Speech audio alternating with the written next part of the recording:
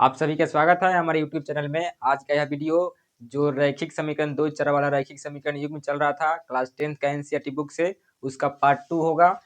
तो इस पार्ट 2 में जो एक्सरसाइज 3.2 है उसको सॉल्व करने के लिए कुछ इंपॉर्टेंट पॉइंट है, उस पॉइंट को आप जानेंगे। तो पहले एक्सरसाइज में आपको ग्राफ दिया गया था और ग्राफ के अनुसार आपको बताना था कि जो हल लिख लेगा उस समीकरण का कितना लिख लेगा। तो उसमें ग्राफ के अनुसार बताए थे, तो जब दो गो रेखा का आपस में एक दूसरे को प्रतिच्छेद कर रही थी तो सिर्फ एक हल निकल रहा था, लेकिन अगर नहीं प्रतिच्छेद कर रही थी, समानांतर जा रही थी तो कोई हल नहीं निकल रहा था। लेकिन उसी पर अगर सेम लाइन पर जा रही थी यानी समपाती रेखा हो रही थी तो अनगिनत हल निकल रहा था। लेकिन आपको यदि ग्राफ नहीं बनाना हो तो आप कैसे पता करेंगे कि जो उसका समीकरण युग्म है उसका हल कितना होगा? तो उसके लिए कुछ सूत्र है, 3 गो सूत्र है तीनों के लिए। जब प्रतिच्छेदी के लिए होगा, समानांतर होगा या फिर समपाती होगा तो उनके लिए क्या होगा। तो आपको उस दिन पहले वीडियो में पार्ट 1 में बताए थे कि जो दो चर वाले रैखिक समीकरण युग्म होते हैं उसका जो व्यापक रूप होता है a1x प्लस का b1y प्लस का c1 इज इक्वल टू 0, और दूसरा जो युग्म होता है इसका a2x प्लस का b2y प्लस का c2 इज इक्वल टू 0। यही दो समीकरण होता है, जिसमें पहला का आप इक्वेशन समीकरण 1 नाम देते हैं और दूसरा का आप समीकरण 2 नाम देते हैं। तो कंडीशन 1 में होगा, एक नंबर इसका सूत्र बैठेगा कि हो सकता है कि जो x का गुणांक a1 है और फिर दूसरा समीकरण में x का गुणांक a2 है और इनका अनुपात लेंगे तो a1 बट्टा a2, अनुपात का मतलब बट्टा होगा, और फिर y का गुणांक लेंगे b1 और फिर समीकरण 2 में y का गुणांक b2। तो b1 बट्टा b2 अगर बराबर नहीं हो यानी कि नॉट इक्वल हो तो ये हमेशा प्रतिच्छेदी रेखा को दर्शाएंगे। इनका जो रेखा होगा यानी ग्राफ जो होगा प्रतिच्छेदी होगा, तो सिर्फ हल लिख लेगा, एक हल लेगा, सिर्फ हल की संख्या एक हल होगी, सिर्फ एक हल, यानी कि अद्वितीय भी आप इसको बोल सकते हैं, अद्वितीय हल, अद्वितीय आप बोल सकते हैं। और इसका ग्राफ होगा आपका, ग्राफ में रेखाएं प्रतिच्छेदी होंगे और साथ में जो इसका युग्म होगा, युग्म आपको याद रखना है कि a1 by a2 not equal to b1 by b2। तो इसका जो युग्म होगा आपका संगत होगा, संगत होगा। यही 3 लाइन आपको याद रखना है कि जब a1 by a2 not equal to b1 by b2 तो सिर्फ एक हल, उसी को अद्वितीय बोलते हैं। अगर ग्राफ पूछेगा आपसे ऑब्जेक्टिव में तो प्रतिच्छेदी रेखाएं होंगे, अगर युग्म पूछेगा तो संगत हो जाएगा। और साथ में आपको यहाँ पर हो सकता है कि अविरोधी भी दे दे, तो इसको अविरोधी भी लिख सकते हैं। तो ऑब्जेक्टिव में आपका जितना पॉइंट यहाँ से बन सकता था उन सभी पॉइंट को हम बता दिए हैं कि a1 by a2 not equal to b1 by b2। तो सिर्फ हल एक होगा यानी कि अद्वितीय हल लिख लेगा और उसका ग्राफ प्रतिच्छेदी होंगी यानी कि काटेंगी, और साथ में जो इसका युग्म होगा अविरोधी बोलेंगे, नहीं तो इसको संगत बोल सकते हैं। फिर इसका जो दूसरा कंडीशन है, ये हो सकता है कि a1 बाई a2 बराबर होगा b1 बाई b2 के और ये बराबर नहीं होगा c1 बाई c2 के। तो इसका क्या कंडीशन निकलेगा? तो इसमें जो हल होगा, हल, इसमें हल एक भी नहीं निकलेगा, मतलब कोई हल नहीं होगा, कोई हल नहीं होगा। और साथ में जो इसका ग्राफ होगा, तो ग्राफ जो होगा आपका, इसका ग्राफ आपका समांतर हो जाएगा। इसके पहले पार्ट 1 में वीडियो बनाए थे कि जब कोई हल नहीं निकलता था तो ग्राफ उसका समांतर होती है। तो कोई हल नहीं होने के लिए ग्राफ यानी कि समांतर रेखाएं होंगी। और जो इसका युग्म होगा, युग्म जो होगा इसका असंगत हो जाएगा, युग्म इसका असंगत, संगत होगा। और साथ में इसको आप बोल सकते हैं विरोधी, इसको आप विरोधी भी बोल सकते हैं। तो 2 नंबर कंडीशन यहाँ पर हुआ कि a1 बाई a2 बराबर होगा b1 बाई b2 और ये बराबर नहीं होगा c1 बाई c2 के। तो जो हल निकलेगा सिर्फ, यानी कि कोई हल नहीं निकलेगा, कोई हल कहने का मतलब एक भी हल नहीं निकल सकता है। और साथ में इसका ग्राफ होगा, समांतर रेखाएं को दिखाएंगे, और इसका जो युग्म होगा आपका असंगत होगा या फिर उसको विरोधी बोल सकते हैं। और इसका जो 3 नंबर है जो कि लास्ट है संपाती वाला, इसको यहाँ पर देखेंगे कि हो सकता है कि a1 बाई a2 बराबर हो b1 बाई b2 के और ये बराबर हो c1 बाई c2 के। जब तीनों आपस में बराबर हो जाएंगी तो जो इसका हल निकलेगा वो क्या होगा? तो जब तीनों आपस में बराबर होंगी, इसका जो हल निकलेगा अपरिमित रूप से अनेक हल होगा, मतलब कि अनेक हल होगा, हलों की संख्या इसमें अनेक हल होगी। और इसका जो ग्राफ होगा, तो ग्राफ होगा, तो ग्राफ में आपको पार्ट 1 याद रखना है वीडियो का। अनेक हल होने के लिए जो ग्राफ होती है इसका संपाती रेखा को प्रदर्शित करती है, संपाती रेखाएं और इसका जो युग्म होगा, तो युग्म में आपको याद रखना है कि युग्म भी इसका संगत होगा। और यहाँ पर ये इसमें संगत था तो अविरोधी था, लेकिन इसमें अगर संगत होगा तो ये हो जाएगा आपका आश्रित। इसमें आपको याद रखना है कि जब a1/a2 बराबर होगा b1/b2 और वो बराबर होगा c1/c2 को, तो जो हल होगा सिर्फ मतलब इसका अनेक हल निकलेगा और जो इसका ग्राफ होगा संपाती रेखाएं होंगी और जो युग्म होगा आपका संगत होगा या फिर आश्रित होगा। तो संगत a1/a2 b1/b2 और c1/c2 में आश्रित होगा और a1/a2 not equal to b1/b2 में जो युग्म होगा संगत होगा लेकिन यहाँ पर अविरोधी होगा।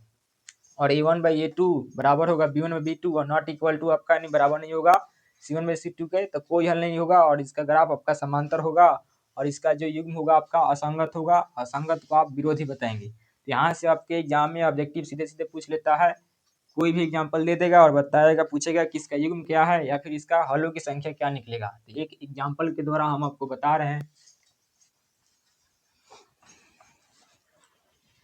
मान लीजिए कि यहाँ पर एक एग्जाम्पल हम दे रहे हैं कि 2x प्लस का 4y बराबर में है आपका 10, समीकरण 1 है। और इसका जो है 3x प्लस का 8y बराबर में 15, समीकरण 2 है। तो इसमें बताना है कि हलों की संख्या क्या होगा। तो हलों की संख्या आप ग्राफ नहीं देखेंगे, आप सूत्र लगाएंगे तीनों सूत्र में। तो पहले आप a1/a2 का मान निकालेंगे। तो a1 क्या है, x का गुणांक समीकरण 1 में, और a2 क्या है समीकरण 2 में x का गुणांक। तो इसका मान निकला आपका 2/3। इसी प्रकार आप b1/b2 का मान निकालेंगे। तो b1 का मान आपका y का समीकरण 1 का गुणांक और समीकरण 2 में y का गुणांक आपका 8 है। इसको जब काटेंगे तो इसका मान निकलेगा 1/2। उसी प्रकार आप c1/c2 को भी चेक करेंगे। तो c1/c2 का मान आपका 10/15 है। इसको काटेंगे 2 बार में, कट जाएगा आपका 2/3 बार में। तो बताइए कि यहाँ पर कौन आपस में बराबर हो रहा है और कौन इसके बराबर में नहीं है। तो आप देखेंगे कि a1/a2 बराबर नहीं है किसके, b1/b2 के। तो आप देखेंगे कि a1/a2 बराबर नहीं है b1/b2 के। इसका जो हल निकलेगा यहाँ पर चेक कर सकते हैं कि a1/a2 बराबर b1/b2 नहीं होता है, तो हल की सिर्फ संख्या होती है, एक होती है। इसका जो हल होगा, हल सिर्फ एक होगा, सिर्फ एक होगा। और यही आपस में सभी बराबर हो जाते हैं, यानी कि a1/a2 का मान 2/3 है, b1/b2 का मान भी 2/3 और c1/c2 का मान भी 2/3 होता। तो इसका हल हो जाता अनेक हल, मतलब अनगिनत हल हो जाता। और इसमें अगर a1/a2 बराबर होता b1/b2 के और वो बराबर नहीं होता c1/c2 के, तो उसका कोई हल नहीं होगा। तो इतना आपको समझ में आया होगा। और इस तीनों फार्मूला को आप इसको नोट डाउन जरूर करेंगे और इसको याद रखेंगे। यहाँ से ऑब्जेक्टिव आपका प्रश्न बनता है।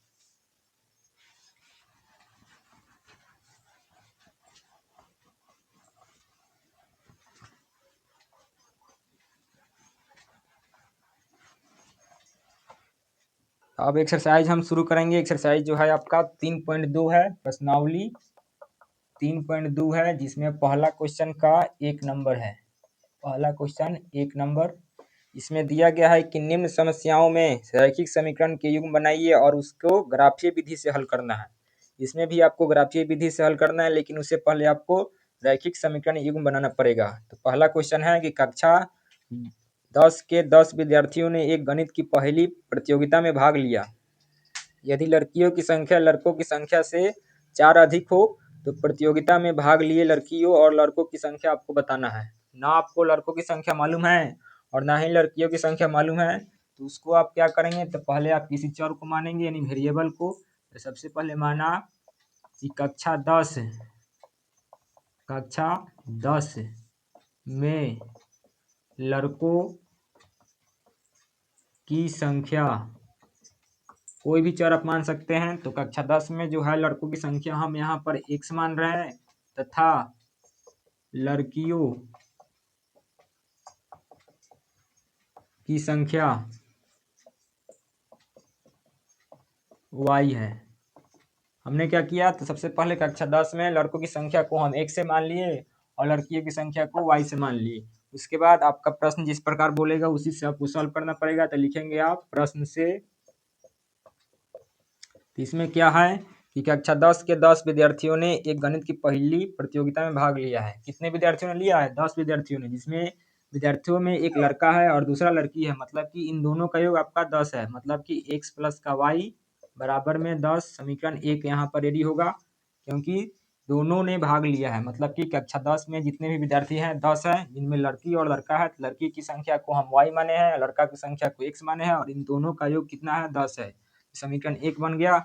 और फिर इसके बाद आप दूसरा लाइन को पढ़ेंगे और उसको भी बनाने का प्रयास करेंगे। दूसरा लाइन में है, यदि लड़कियों की संख्या लड़कों की संख्या से 4 अधिक है, लड़कियों की संख्या अधिक है लड़कों की संख्या से 4, तो आप देखिए कि लड़कियों की संख्या को आप y माने हैं, लड़कियों की संख्या y है, और ये अधिक है लड़कों की संख्या यानी कि x है, से 4 अधिक है, मतलब कि x प्लस का 4 हो जाएगा। यहाँ पर दिया है कि लड़कियों की संख्या लड़कों की संख्या से 4 अधिक है, मतलब कि लड़कों की संख्या हम x माने हैं और लड़कियों की संख्या को y माने हैं, तो लड़कों की संख्या से ही 4 अधिक है। यहाँ पर अगर x को बराबर के इस पार को लाएंगे तो माइनस का x बनेगा प्लस का 4। यहाँ से अगर इस फॉर्मेट में लाएंगे तो माइनस का x प्लस का y इज इक्वल टू 4 होगा। तो यहाँ पर देखेंगे तो यहाँ पर आपका समीकरण 2 रेडी हो जाएगा। चाहे तो आप यहाँ पर माइनस भी कॉमन ले सकते हैं। इसके बाद आपको क्या करना है, ग्राफीय विधि से इसको हल करना है कि कक्षा 10 में लड़कियों की संख्या कितनी है और लड़कों की संख्या कितनी है। तो सबसे पहले पार्ट 1 वीडियो इसका यानी कि एक्सरसाइज 3.1 याद करेंगे।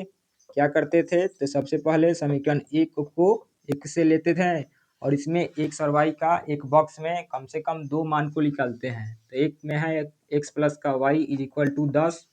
यहाँ से अगर आप x का वैल्यू निकालेंगे तो 10 का माइनस y हो जाएगा, और यहाँ पर एक बॉक्स बनाएंगे और उसी में आप इस वैल्यू को रखेंगे। तो एक बॉक्स में x होगा और दूसरे में आपका y होगा। तो आप चेक करेंगे तो यहाँ पर अगर y बराबर में आप कितना ले सकते हैं, तो y बराबर में यहाँ पर आप 7 लीजिए। तो 7 जब लेंगे तो x is equal to 10 minus का 3 यानी कि 7 होगा ना। तो इसको जब सॉल्व करेंगे तो आपका 3 होगा, मतलब हम y का मान 7 लिए तो x का मान आपका 3 निकला। फिर इसी प्रकार से हम y का मान अब की बार कितना ले सकते हैं, तो y का मान यहाँ पर लेने के लिए पहले यहाँ पर दिखाई दे रहा है या नहीं, दिखाई दे रहा है। y बराबर में यहाँ पर आप ले सकते हैं 5। तो 5 अगर लेंगे तो 5 पर चेक करेंगे तो x is equal to 10 minus का 5 इज इक्वल टू 5, मतलब x का मान भी 5 निकला। और कब, जब y का मान आप 5 लिए। तो यहाँ से आपका एक बॉक्स रेडी हुआ, और फिर आपको समीकरण 2 से भी दूसरा बॉक्स बनाना पड़ेगा। तो इधर लिखेंगे आप समीकरण 2 से, समीकरण 2 से जो है आपका माइनस का x प्लस का y इज इक्वल टू 4। यहाँ से आप किसका मान निकालेंगे, तो इस तरह हम y का मान निकालें तो माइनस का इधर जाएगा तब प्लस का x होगा, और यहाँ पर भी आप 2 बॉक्स बनाएंगे यानी कि एक में x और दूसरा में y होगा, और कम से कम दोनों का वैल्यू 2 लेंगे। तो यहाँ पर यदि x बराबर में आप रखेंगे तो x बराबर में यदि हम 0 पर रखें तो y का मान 4 प्लस का 0 यानी कि 4 आएगा, मतलब x का मान 0 लिए तो y का मान 4 आया। और इसी प्रकार से हम एक और वैल्यू लिए x बराबर में, अब की बार हम कितना ले लें, तो अब की बार हम यहाँ पर ले रहे हैं, अब की बार यहाँ पर हम कितना ले लें, तो अब की बार यहाँ पर 1 ले रहे हैं। तो 1 जब लेंगे तो y is equal to 4 plus का 1 यानी कि 5 आएगा। तो x का मान 1 लिए तो y का मान आपका 5 आया। तो यहाँ पर आपका 2 बॉक्स रेडी हो गया है, और इन दोनों बॉक्सों के द्वारा आपको एक ग्राफ खींचना है, और जहाँ पर ये कट करेगा वहीं पर उसका x और y का फिक्स वैल्यू लिख लेगा, जिसमें x आपका लड़कों की संख्या होगा और y आपका लड़कियों की संख्या होगी। इसी प्रकार से आपको बनाना है। तो इसको मिटाएंगे हम, और ग्राफ बनाने का, तो ग्राफ बनाने के लिए आप 2 लाइन खींचेंगे और बाकी सभी चीज़ों को मिटाएंगे।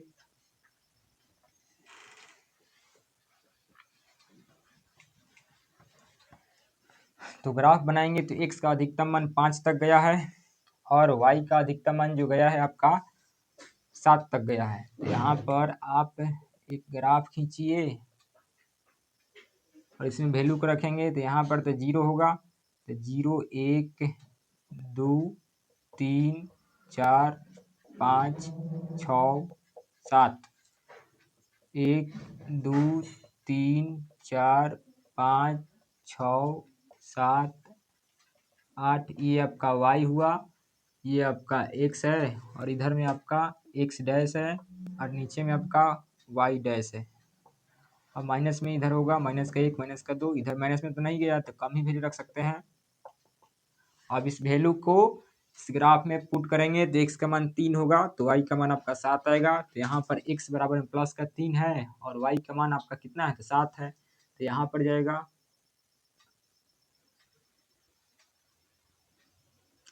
यहाँ पर आएगा कितना 3,7 पहले का पॉइंट मिला और दूसरा का पॉइंट x बराबर 5 तो y का मान भी 5, तो x का मान 5 यहाँ पर है और y का मान यहाँ पर 5 है।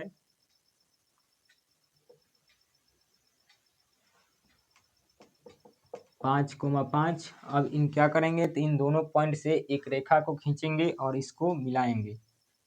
एक रेखा खींचा,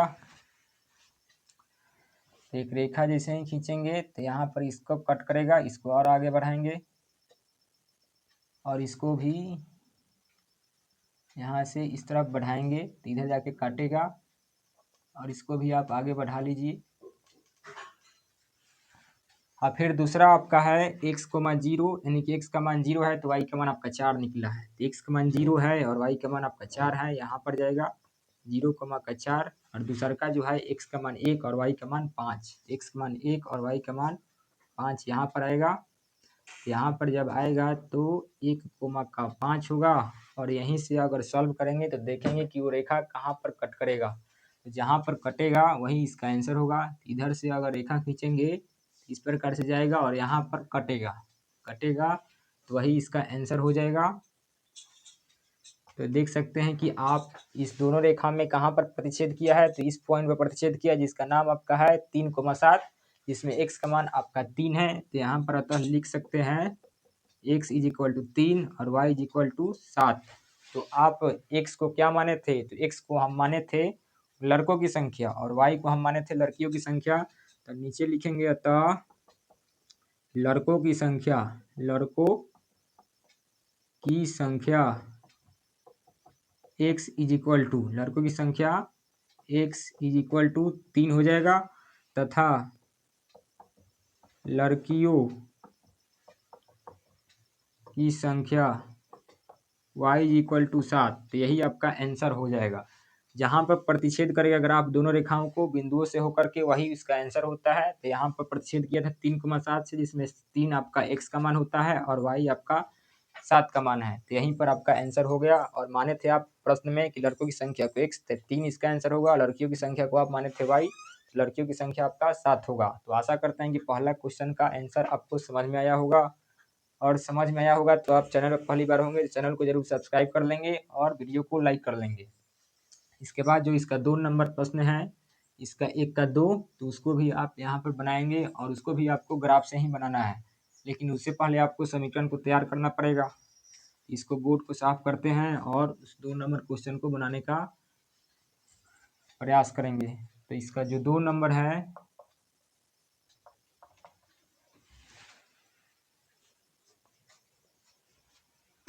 खुल रहा है,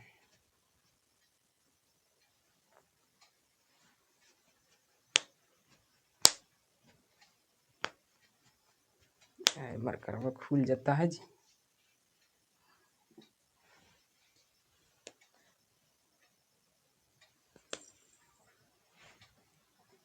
दो नंबर इसका प्रश्न है कि 5 पेंसिल तथा 7 कलम का कुल मूल्य आपका 50 रुपया है, जबकि 7 पेंसिल तथा 5 कलम का कुल मूल्य आपका 46 रुपया है। तो एक पेंसिल तथा एक कलम का आपका मूल्य बताना है।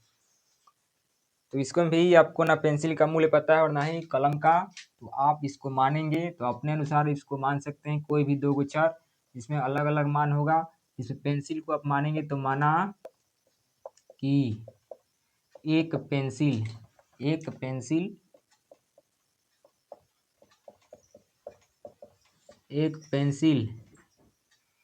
की मूल्य 1 रुपया तथा एक पेन का मूल्य y रुपया है। यहाँ तक मान लेना है। इसमें आपने माना है कि पेंसिल का एक जो पेंसिल है उसका रुपया आपका x है और एक पेन का जो कीमत है आपका y रुपया है। उसके बाद आप लिखेंगे प्रश्न से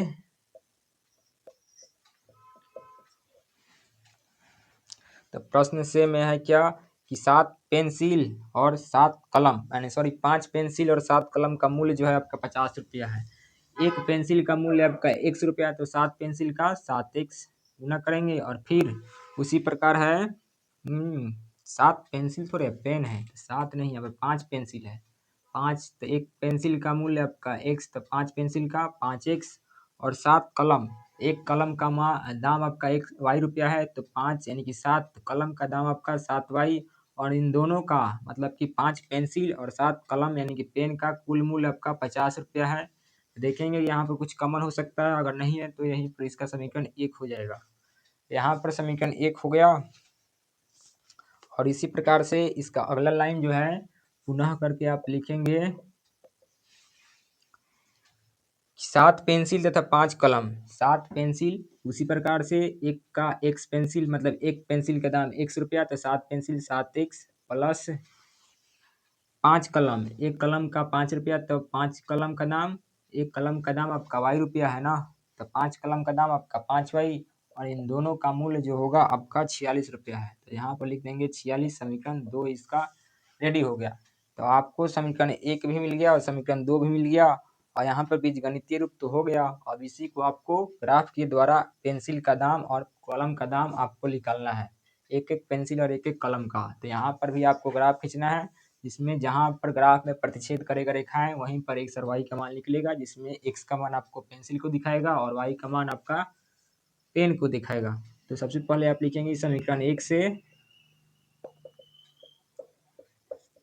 समीकरण 1 जो है आपका 5x प्लस का 7y बराबर में 50 और यहाँ पर चेक करेंगे तो इधर आप x का मान निकालेंगे तो 50 माइनस का 7y, x is equal to होगा आपका 50 माइनस का 7y और बटा का 5 और यहाँ पर आप एक बॉक्स बनाएंगे और उसमें भी आपको x और y का दो दो मान आपको कम से कम निकालना होगा।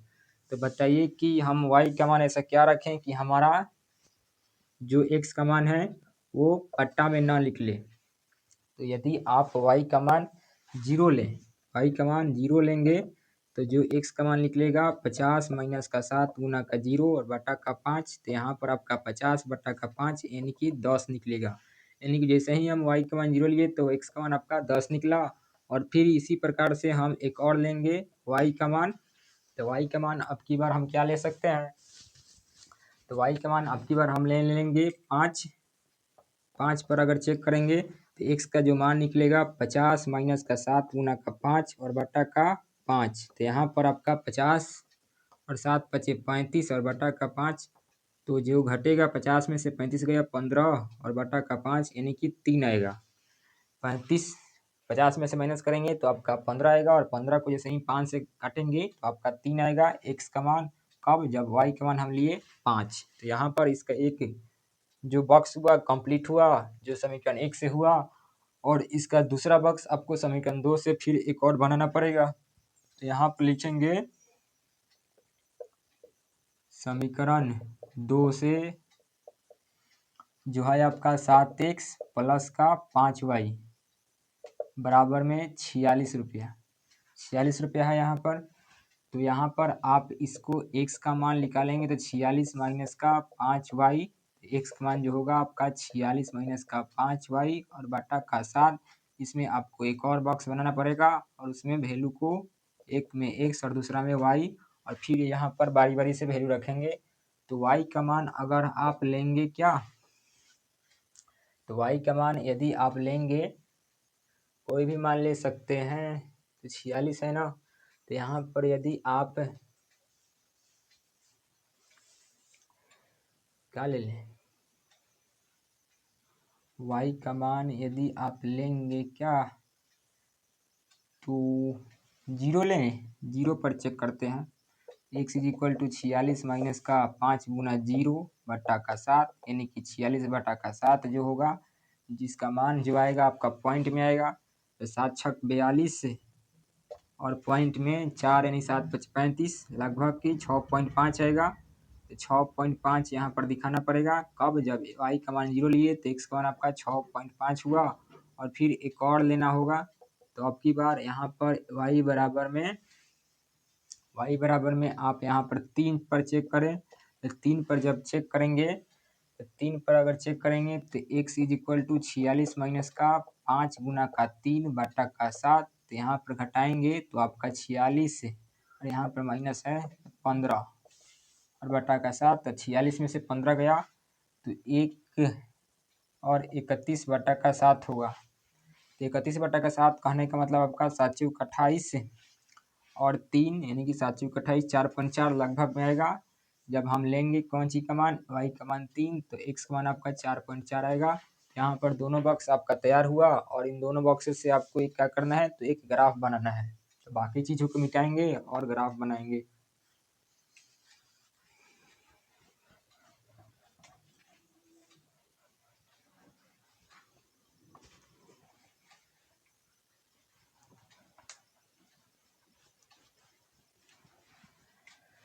x का अधिकतम मान आपका गया है जो है 10 और y का अधिकतम मान जो गया है आपका 3। तो यहाँ पर क्या करेंगे, तो इधर लेंगे प्लस माइनस में तो ज़्यादा गया नहीं है, इधर में ज़्यादा गया है। तो इधर में आपका 1 2 3 4 5 6 7 8 9 10 11 भी ले सकते हैं। इधर में आपका x हुआ, माइनस का 1 माइनस का 2 माइनस का 3, ये आपका x डैश हुआ। माइनस का 1 माइनस का 2 माइनस का 3, ये आपका y डैश हुआ। और 1 2 3 4 5 6 7, ये आपका y हो गया। अब आप वैल्यू को रखेंगे तो x का मान 10 है तो y का मान 0 है, तो 10,0 यहीं पर होगा। और फिर जो इसका अगला है 3,5, x का मान 3 और y का मान 5, तो x का मान 3 और y का मान जो है यहाँ पर होगा 3,5। इन दोनों पॉइंटों से एक रेखा खींचेंगे, एक रेखा खींचा और इसको आप मिला देंगे। और फिर आप दूसरे बॉक्स लेंगे और उसमें भी आप वैल्यू को रखेंगे। तो x का मान 6.5 है तो y का मान जो है आपका 0 है। x का मान 6.5 यानी कि बीचों बीच, और y का मान 0। 6.5 और 0 एक पॉइंट हुआ, और दूसरा होगा x का मान 4.4 और y का मान 3। तो x का मान 4.4 आधा से एक कम और 3 यहाँ पर जाएगा, और इसको भी आप मिलाएंगे। तो जो मिलाएंगे तो वहाँ पर कहाँ पर प्रतिच्छेद करेगा, यही आपको देखना है। तो देखेंगे तो आपका जो होगा, पहले इन दोनों पॉइंटों से एक रेखा खींचे जो इधर गया, और इसको चेक कर लेना है कि कहाँ पर काटेगा। तो काटेगा कहाँ पर, तो इधर आप आगे बढ़ाएंगे इस रेखा को, तो इधर आपको x पर काटेगा। और यहाँ पर अगर चेक करेंगे तो यहाँ पर आप जब काटेगा तो इसमें जो होगा आपका 3 और 5 होगा, यानी कि 3 और 5 बिंदु पर काटेगा। मतलब कि यहीं पर जो होगा काट रहा है, तो x का मान जो निकलेगा यहाँ पर 3 होगा और y का मान जो निकलेगा आपका 5 होगा। तो याद कीजिए कि x जो हम माने थे वो आपका क्या था, तो x जो था आपका पेन था और y जो था आपका पेंसिल था। तो यहाँ पर लिख देंगे, यानी कि जो सॉरी x जो माने तो आपका पेंसिल था और y जो माना था आपका पेन था। तो लिख देंगे कि एक पेंसिल का मूल्य बराबर में 1 रुपया। x का जो दाम आया आपका 3 आया, तो मतलब एक पेंसिल का दाम आपका 3 रुपया होगा। और पेन को आप माने थे y, और एक पेन का मूल्य बराबर में y रुपया। तो y का जो यहाँ पर माना यहाँ आपका 5 रुपया है, तो यहाँ पर आपका एक पेन का दाम 5 रुपया आएगा और एक पेंसिल का दाम आपका 3 रुपया आएगा। तो यहाँ से इसका एक्सरसाइज जो 1 नंबर में दिया गया था प्रश्नावली 3.2 में पहल का क्वेश्चन, जिसमें 1 और 2 था, तो एक आपको बना दिया और दूसरा का आंसर यहाँ पर आ चुका है, जिसमें पेन का मान निकालना था और पेंसिल का। तो पेन का दाम आपका 5 रुपया आएगा और पेंसिल का दाम आपका 3 रुपया आएगा। तो यहाँ तक आपको समझ में आया होगा। इसके बाद तो जो अगला क्वेश्चन है, यह अनुपातों A1/A2, B1/B2 और C1/C2 की तुलना कर ज्ञात कीजिए कि निम्नलिखित युग्म द्वारा निरूपित रेखाएं एक बिंदु पर प्रतिच्छेद करती है, समानांतर है अथवा संपाती है। आपको जांच करना है वही 3 गो फॉर्मूला के द्वारा, इसको आप मिटाएंगे।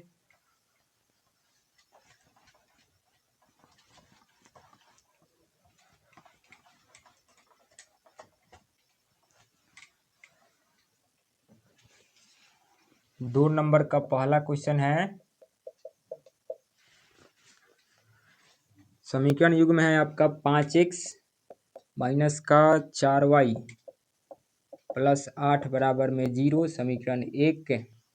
और दूसरा है 7x प्लस 6y माइनस का 9 बराबर में 0, समीकरण 2। तो यहाँ पर प्रतिच्छेदी है या समांतर है या संपाती है, तो इसके लिए आप a1/a2, b1/b2 और c1/c2 का मान निकालेंगे। तो बारी बारी से आप देखेंगे a1/a2, तो a1 आपका पहले का समीकरण में x का गुणांक 5 है और दूसरा का समीकरण में x का गुणांक 7 है। तो a1/a2 का मान आपका 5/7। b1/b2, तो b1/b2 का मान y में देखना है। समीकरण 1 में b1 का मान आपका 4 है और समीकरण 2 में y का गुणांक आपका 6 है। तो यहाँ से 2 और 3 बार में मतलब माइनस का 2/3। और c1/c2, तो c1/c2 का मान आपका कांस्टेंट टर्म 8 और माइनस का 9 यानी कि -8/9। अब आप चेक करेंगे कि क्या कोई वैल्यू बराबर है या नहीं है। तो a1/a2 और बराबर में b1/b2 है या नहीं, आप चेक कीजिए। तो a1/a2 का मान 5/7, b1/b2 का मान माइनस का 2/3 है। तो क्या बराबर है? नहीं है। तो नहीं है, तो यहाँ पर यही कंडीशन लगेगा। तो आपको सूत्र में बताए थे कि a1/a2 बराबर नहीं होगा अगर b1/b2 का, तो जो इसका ग्राफ होगा प्रतिच्छेदी होगा। तो यहाँ पर लिख देंगे यह प्रतिच्छेदी है। यहाँ पर इसको आप लिख देंगे ऐसा ही, यह एक प्रतिच्छेदी ग्राफ है।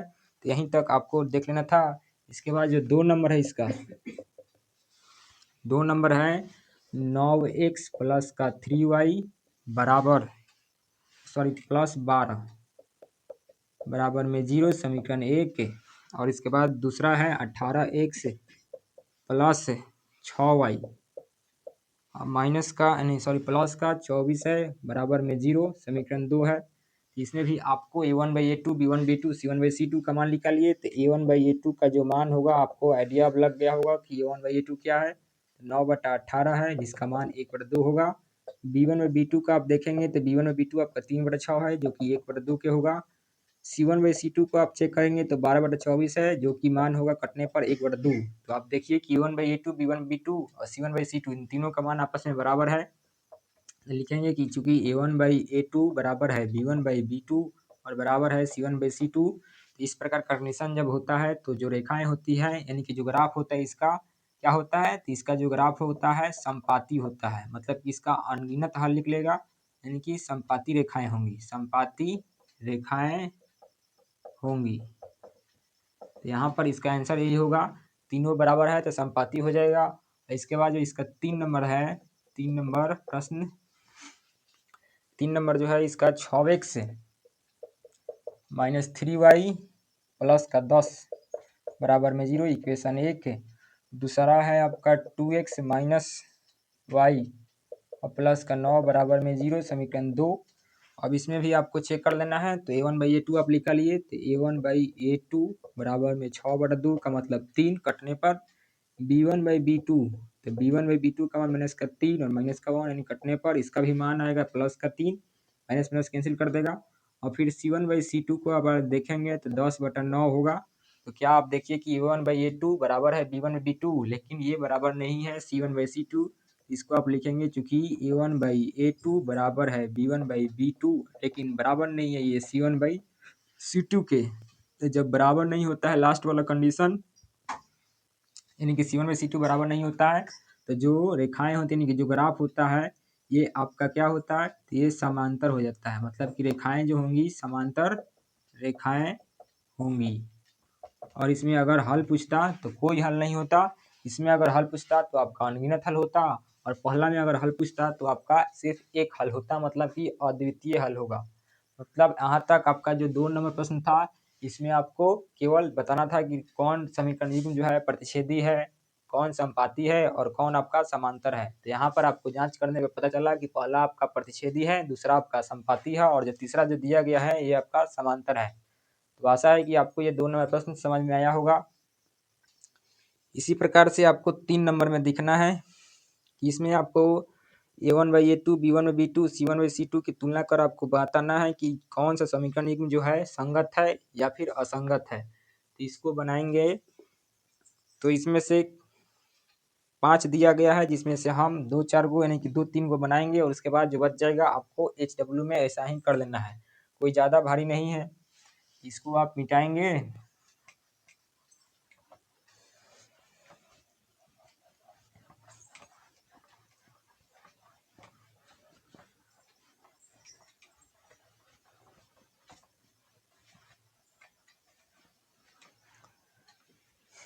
3 नंबर प्रश्न में है 3 का 1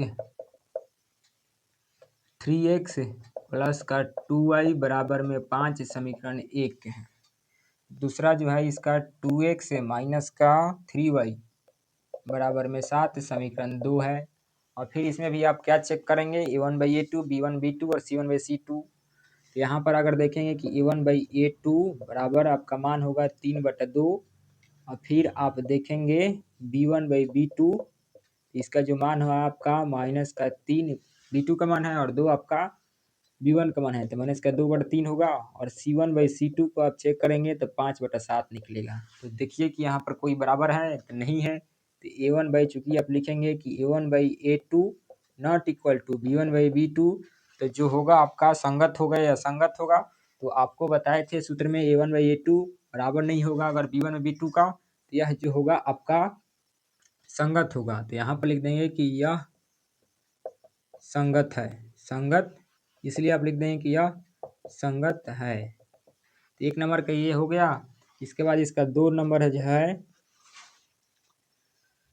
2x माइनस का 3y बराबर में 8 समीकरण 1 और जो दूसरा है 4x माइनस का 6y इज इक्वल टू 9 समीकरण 2। इसमें भी आप चेक करेंगे A1/A2 का। A1/A2 इज इक्वल टू 2/4 का मतलब 1/2। फिर आप चेक करेंगे B1/B2 का, तो B1/B2 is equal to minus का 3/-6 यानी कि प्लस का 1/2 माइनस माइनस कट जाएगा और 3/6 करने का मतलब 1/2। उसी प्रकार से आप देखेंगे C1/C2 का मान तो 8/9 होगा। C1/C2 यानी कि कांस्टेंट टर्म 8/9 हो जाएगा। यहाँ पर इसको दिखाई दे रहा है या नहीं दिखाई दे रहा है। तो C1/C2 का मान आपका 8/9।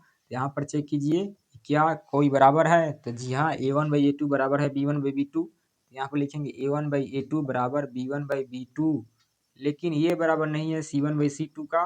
तो जो इसमें होगा संगत होगा कि असंगत होगा, तो बताए हैं कि जो इस प्रकार कंडीशन होता है ये आपका असंगत हो जाता है। ये आपका यानी कि लिखेंगे यह असंगत है, असंगत है। जब A1/A2 बराबर B1/B2 not equal to C1/C2, तो ये असंगत के कैटेगरी में आएगा। लेकिन A1/A2 बराबर B1/B2 बराबर C1/C2 वो आपका संगत में आता है। और उसी प्रकार से A1/A2 not equal to B1/B2 ये भी आपका संगत में आएगा।